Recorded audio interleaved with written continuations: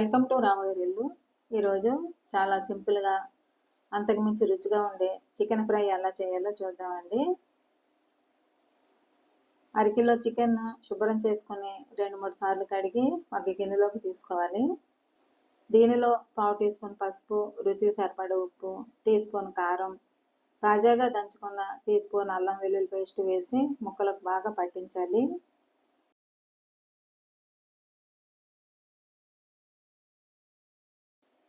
దీన్ని ఇలా ఓ అరగంట పాటు మ్యారినేట్ చేసుకోవాలండి. అరగంట అయిందండి, చికెన్ చక్కగా మ్యారినేట్ అయింది.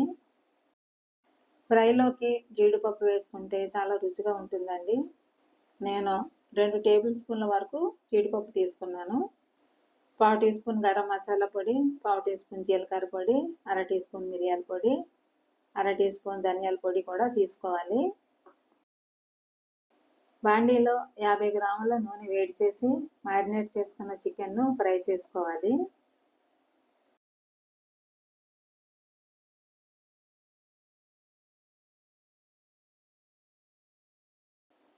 చికెన్లో నుంచి వచ్చే నీరంతా ఎగిరిపోయే వరకు ఉడికించాలండి.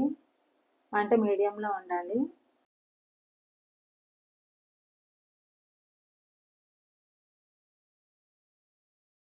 చూడండి, ఇలా ఉండాలి. నీరు మొత్తం ఎగిరిపోయింది కదా. ఇప్పుడు మసాలా పొడులు వేసి బాగా కలపాలి.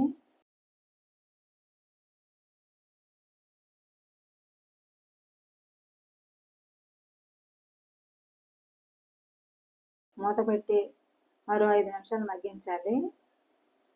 మంట సిమ్లో ఉండాలి.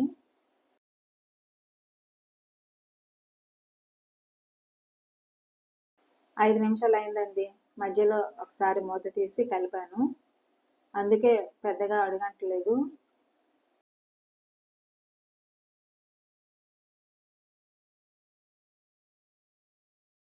ఇప్పుడు కొద్దిగా కొత్తిమీర కూడా కలిపి సన్న మంటపై మరో 5 నిమిషాలు మగ్గించుకోవాలి. మధ్య మధ్యలో కలుపుతూ ఉంటే వేపుడు మాడిపోకుండా ఉంటుంది. 5 నిమిషాలు అయిందండి. కొత్తిమీర కూడా చక్కగా మగ్గింది. ఇప్పుడు ఈ బాండీని పక్కన పెట్టి మరో బాండీలో కొద్దిగా నూనె వేడి చేసి 2 పచ్చిమిర్చి, ఓ రెబ్బ కరివేపాకు వేసి చిటపటలాడనివ్వాలి. జీడిపప్పు కూడా వేసి దోరగా వేయించుకోవాలి.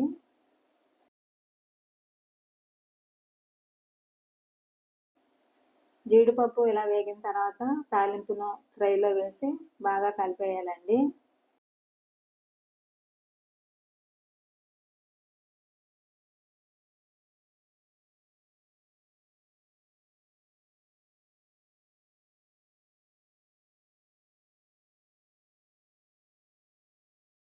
మరి కొంచెం కొత్తిమీర కలిపి నిమిషం పాటు మగ్గించుకోవాలి. తర్వాత స్టవ్ కట్టేసి వేడివేడిగా సర్వ్ చేసుకోవచ్చండి.